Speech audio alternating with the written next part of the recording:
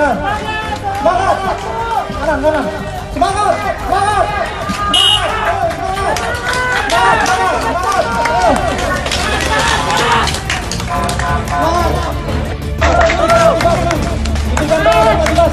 Ya. Saya minta tolong diberikan motivasi semua. Ya. Semangat. Kanan. Semangat.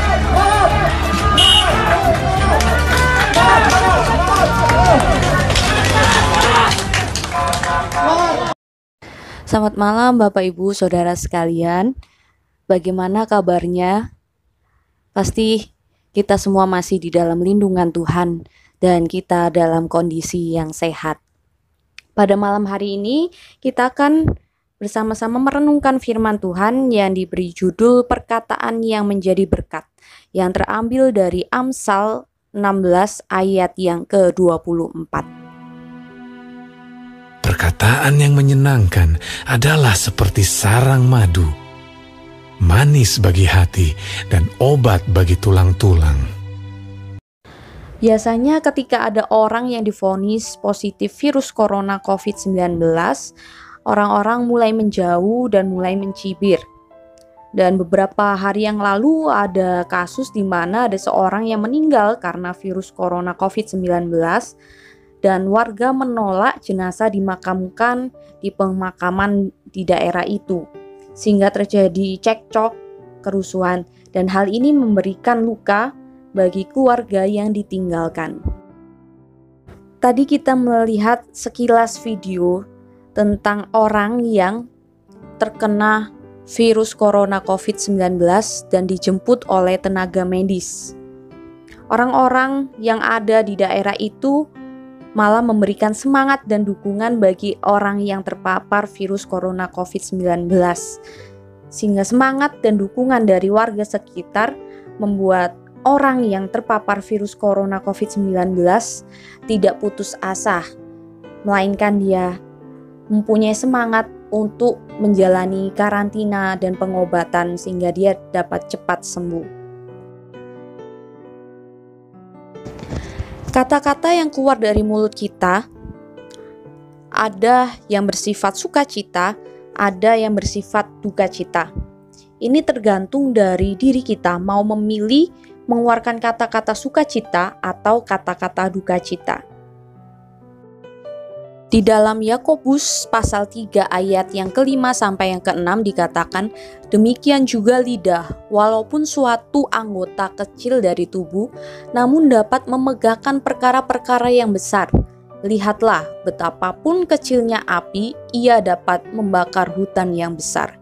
Lidah pun adalah api, ia merupakan suatu dunia kejahatan, dan mengambil tempat di antara anggota-anggota tubuh kita sebagai sesuatu yang dapat menodai seluruh tubuh dan menyalakan roda kehidupan kita, sedang ia sendiri dinyalakan oleh api neraka.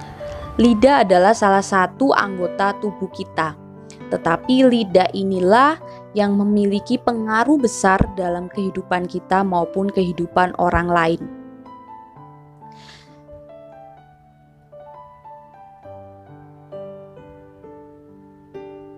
Lidah kita dapat membawakan informasi yang baik maupun yang buruk. Tidak heran ketika kita mengucapkan sebuah berita, maka berita itu gampang sekali tersebar oleh karena mulut kita, oleh karena lidah kita yang menyampaikan berita tersebut. Beberapa waktu yang lalu kita sudah merenungkan tentang penderitaan Tuhan Yesus di atas kayu salib dan perkataan yang Tuhan Yesus ucapkan di atas kayu salib.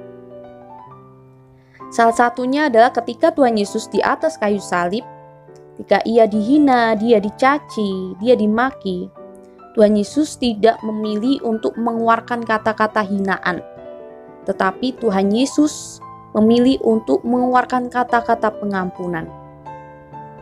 Dan hal ini membuat orang yang disalibkan bersama dengan Tuhan Yesus mengalami pertobatan dan dia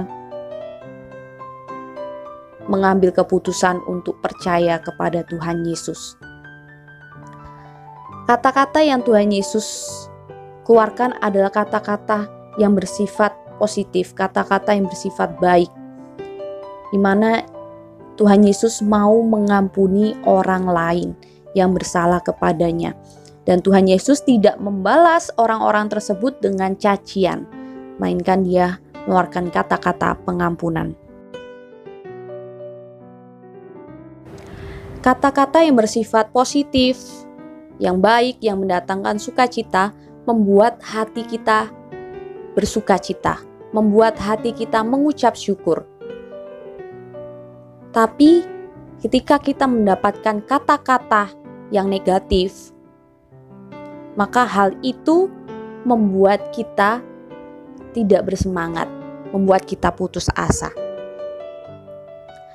Bapak, Ibu, Saudara sekalian pasti pernah merasakan stres karena disepelekan atau diremehkan oleh orang lain. Ketika kita sudah mengerjakan tugas kita sebaik mungkin, semaksimal mungkin, tapi ketika kita memberikan hasil kerjaan kita, kita malah diremehkan, kita malah dicaci, dimaki, dan dianggap sepele. Maka yang kita rasakan adalah kita putus asa, kita tidak semangat lagi untuk mengerjakan tugas yang diberikan. Kita tidak yakin bahwa kita bisa mengerjakan tugas tersebut. Stay at home atau di rumah aja sudah berjalan selama 1 bulan. Awal mula kita senang karena bisa bekerja di rumah, tidak terkena macet, tidak diburu-buru waktu. Dan sekarang sudah berjalan selama 1 bulan, kita mulai bosan, kita mulai stres karena kerjaan makin banyak. Lihat postingan di sosial media membuat kita khawatir, tuntutan semakin tinggi dan lain sebagainya. Apa yang harus kita lakukan? Yang harus kita lakukan adalah kita mengucapkan kata-kata yang baik. Kita mengucapkan kata-kata ucapan syukur kepada Tuhan. Contohnya, kita bersyukur karena saat ini kita masih sehat. Kita bersyukur karena Tuhan masih melindungi keluarga kita. Kita juga dapat memposting kata-kata yang mendukung dan memberi semangat kepada pemerintah untuk menangani kasus virus corona COVID-19, mendukung tenaga medis yang terus bekerja dan merawat para pasien yang terkena virus corona COVID-19, dan memberikan dukungan kepada para pasien yang saat ini sedang dirawat. Atau juga kita bisa melakukan mengirim pesan ayat firman Tuhan untuk menguatkan iman saudara-saudara kita seiman. Di dalam Amsal pasal 16 ayat yang ke-24 dikatakan, perkataan yang menyenangkan adalah seperti sarang madu, manis bagi hati dan obat bagi tulang-tulang. Kata-kata yang menyenangkan atau kata-kata yang memberi semangat adalah manis bagi hati. Kenapa dikatakan seperti itu? Karena kata-kata tersebut dapat memberikan ketenangan, kesejukan, sukacita bagi diri kita maupun bagi orang lain, dan obat bagi tulang-tulang, di mana kata-kata yang menyenangkan, memberi semangat dan sukacita itu memberikan semangat bagi saudara-saudara kita yang sedang sakit.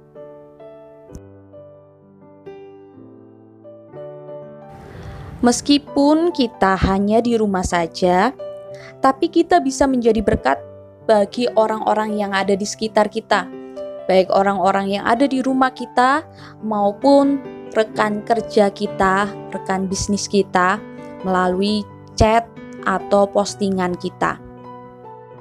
Tuhan mau kehidupan kita dapat menjadi berkat bagi orang lain melalui tingkah laku kita, perkataan kita, dan apapun yang kita lakukan itu dapat menjadi berkat bagi orang lain. Dan pada hari ini kita belajar bagaimana kita dapat menggunakan mulut kita, perkataan kita untuk dapat menjadi berkat bagi orang lain.